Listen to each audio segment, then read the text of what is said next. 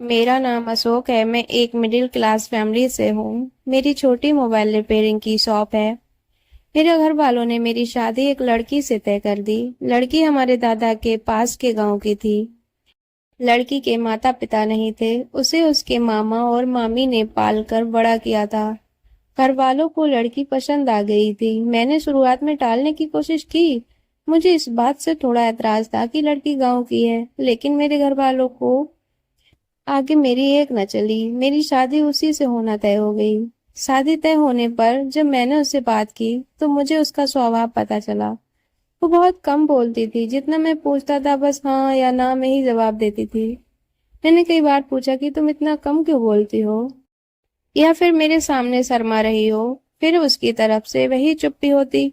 उसके मामा और मामी भी कहते हैं कि हमारी लड़की बहुत सीधी है और कम बोलती है। मुझे भी उसकी ये बात धीरे धीरे पसंद आने लगी। हमारी शादी करवा दी गई। शादी अच्छे से हो गई थी। शादी के बाद सुहाग रात का समय आ गया। मैं अब अपने जीवन की एक नई शुरुआत करने जा रहा था, जिसके लिए मेरे मन में कई विचार थे। इतने दिनों तक बात करने पर मैं उसका स्वभाव समझ गया था, इसीलिए मैं जानता था कि मुझे क्या करना है। मैंने उससे पहले बातें की। वो अभी भी बस मेरी बातों को हाँ और ना में ही जवाब दे रही थी। काफी समय से मैं उससे बात कर रहा था। मैंने उससे पूछा मैं उसे पसंद हूँ, बस वो हाँ कहती। थोड़ी घबराई हुई लग रही थी। थोड़ी देर बाद उसे पसीने आने लगा। मैंने कहा क्या हुआ, तुम ठीक तो हो ना? वो बोली कुछ नहीं, थोड़ा घबराहट हो रही है। मैंने उसे कहा कि तुम आराम करो, बहुत थक गई होगी शादी की दौड़ भाग में। ठीक से नींद भी पूरी नहीं हो पाती है, इस कारण थकावट से ऐसा हो रहा होगा। मैंने सोचा। मैंने उसे ये कहकर कमरे की बत्ती बुझा दी और मैं बिस्तर पर लेट गया। मैंने उसका हाथ पकड़ा। वो घबराहट के मारे कांपने लगी थी और पसीना तेज हो गया था। वो उठकर बिस्तर पर बैठ गई। मैंने कमरे की बत्ती ऑन की। उसकी हालत खराब थी। मैंने पूछा क्या हुआ, कुछ दवाई लेकर आना है? उसके इस तरह के बर्ताव करने पर मैं भी थोड़ा डर गया था। कमरे में एक खिड़की थी जिसको खोलने पर बाहर की रोड की लाइट हमारे कमरे में आती थी। वो खिड़की के पास हवा लेने के लिए खड़ी हो गई। वो वहीं खड़ी रही। मुझे कहा कि आप सो जाओ, मैं ठीक हूँ। मैं थोड़ी देर बाद सो गया। सुबह जब मैं उठा तो वो कमरे में नहीं थी। वो घर का काम कर रही थी। उसकी तबीयत अब अच्छी लग रही थी, इसीलिए मैंने फिर रात का जिक्र नहीं किया। अगली रात फिर मैं कमरे में गया तो उसने पहले ही खिड़की को खोल रखा था। मैंने उससे पूछा अब ठीक हो? उसने सिर्फ सर हिलाकर जवाब दिया। कमरे में आते ही उसका चेहरा बदलने लगता था। एक अजीब सी घबराहट उसके चेहरे पर आ जाती थी। उससे कुछ पूछता वो कहीं और ही देखती, कुछ ही सोचती रहती थी। उसे रात भी मैंने कहा कि तुम्हारी तबीयत ठीक नहीं लग रही है, तुम आराम करो। मैंने फिर कमरे की बत्ती बुझाई और बेड की ओर आ गया तो उसने खिड़की खोल ली और उसके पास खड़ी हो गई। मैंने अब उसे कुछ नहीं कहा। मैं अपने बेड पर सो गया। मुझे अब लगने लगा कि सब कुछ ठीक नहीं है, कुछ बात है जो ये छिपा रही है। रात में घबराने वाली लड़की सुबह ठीक लगती है। सुबह उसके चेहरे पर कोई घबराहट नहीं होती। शाम को 8 बजे मैं खाना खा रहा था। अंधेरा हो गया था। अम्मी ने उससे कहा कि छत पर से कपड़े लाना भूल गई, तू ले आ। वो कपड़े लाने सीढ़ियों से छत पर गई, लेकिन करीब आधा घंटा हो गया था और वो नीचे नहीं आई। मेरे खाने के बाद मम्मी ने मुझे कहा कि जा तू देख ले। मैं सीढ़ियों पर गया तो वो सीढ़ियों पर ही बैठी थी और उसके चेहरे पर वही घबराहट। मैंने सीढ़ियों की लाइट ऑन की। ऑन होते ही जैसे वो नींद से जाग गई हो। मैंने उसे पूछा कि तुम यहाँ क्यों बैठी हो? वो कुछ नहीं बोल पाई। उसके माथे पर रात जैसा ही पसीना था। वो वहां से चली। अब मैं समझ गया था कि बात क्या है, लेकिन उसकी वजह मुझे नहीं मालूम थी। उस रात मैं कमरे में गया और जाते ही मैंने सबसे पहले अपने कमरे की खिड़की को बंद किया। वो वही कमरे में थी, रोज की तरह घबराई सी। पर आज मैंने कुछ और ही सोच रखा था। थोड़ी देर बाद मैंने कमरे की बत्ती बंद की और मैं बत्ती बंद करके उसके पास गया। मैंने जैसे ही उसे हाथ लगाया वो थोड़ा कांप रही थी।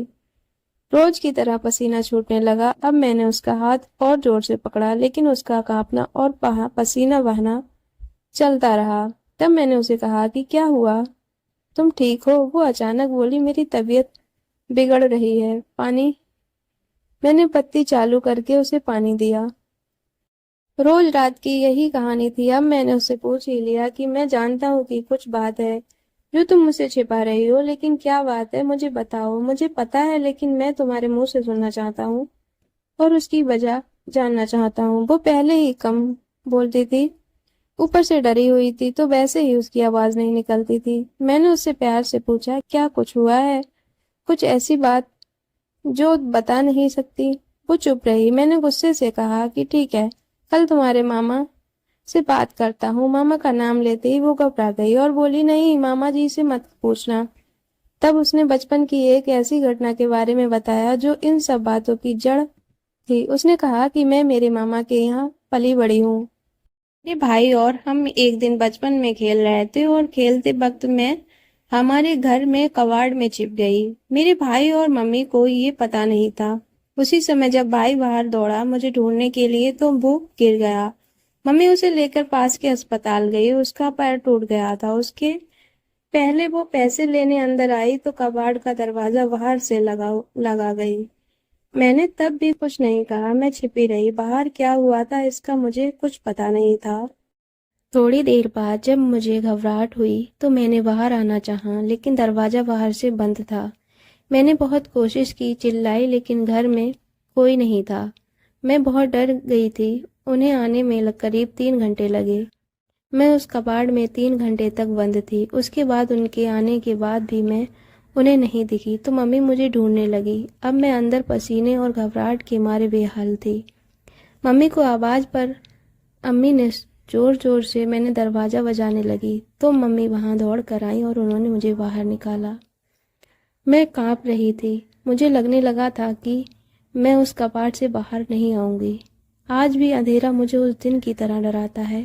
कपाट पुराना था, इसलिए कहीं कहीं से टूटा हुआ था, जिससे मुझे सांस लेने में कोई प्रॉब्लम नहीं हो रही थी। बाहर क्या हुआ था इसका मुझे पता नहीं था। मैं जब बाहर आई तो मुझे पता चला कि मैं इतने समय तक अंदर क्यों बंद थी। उस दिन से मुझे अंधेरे से डर लगता है। मुझे पसीना और घबराहट होने लगती है। मम्मी ने ये बात मामा को नहीं बताई थी, नहीं तो वो मुझे और भाई दोनों को पीटते। मुझे नहीं पता कि अब ये कब तक मुझे परेशान करेगा, लेकिन मामी को ये पता है, इसलिए वो मेरा ध्यान रखती थी। ये सब सुनने के बाद मैंने कहा कि ये बात तुम पहले भी बता सकती थी। मेरी पत्नी बहुत ही सीधी थी और घटना के बाद शायद वो और भी डर गई थी। उसे लग रहा था कि उसकी ये परेशानी मैं समझ नहीं पाऊंगा। कहीं इस बात का मुद्दा ना बना लूं कि शादी के पहले हमें नहीं बताया गया, इसलिए वो छिपा रही थी। मैंने उसे फिर बड़े प्यार से समझाया, कहा कि उस समय तो हुआ, उससे तुम्हें बाहर निकलना होगा। तुम्हारे अंदर के डर से हम दोनों मिलकर लड़ेंगे। मुझे पता है ये सब बोलना आसान है, करना मुश्किल है, लेकिन मुझे पता है तुम कर सकती हो। अब इस कमरे की बत्ती तब तक बंद नहीं होगी जब तक तुम उसे बंद ना करो, चाहे इसके लिए पूरी उम्र ही क्यों ना लग जाए।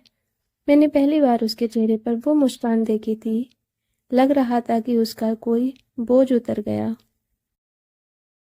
अंधेरे में अब उसे मेरे होते हुए डर नहीं लगता। मैं उसका हाथ पकड़े रहता हूँ। धीरे धीरे मैं उसके इस डर को निकालने की कोशिश कर रहा हूँ और बहुत हद तक मैं सफल भी हो रहा हूँ। ऐसी कोई भी बात नहीं है जो हल नहीं हो सकता। दोस्तों, कहानी कैसी लगी कमेंट कर ज़रूर बताएं। वीडियो को लाइक करें, अपने दोस्तों में शेयर करें। चैनल को सब्सक्राइब नहीं किया अभी तक तो चैनल को सब्सक्राइब कर लीजिएगा। मिलते हैं नेक्स्ट वीडियो में, तब तक के लिए अपना ख्याल रखिए। Thanks for watching.